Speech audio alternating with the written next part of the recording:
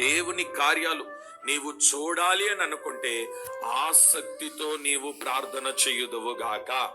ఆసక్తితో ప్రార్థన చేస్తే నీ ప్రార్థన ఎలాగుంటదనంటే వేరే కన్ఫ్యూషన్ ఉండదు, వేరే ఆలోచనలు ఉండవు, వేరే తలంపులు ఉండవు, వేరే మనస్సు ఉండదు.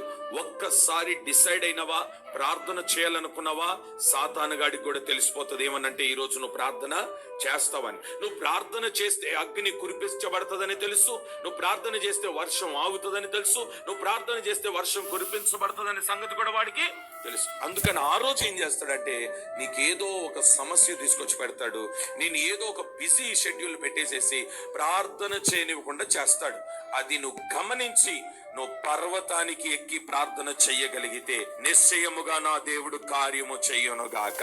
చేసే 1 నిమిషాల ప్రార్థనైనా ఆసక్తితో ప్రార్థన.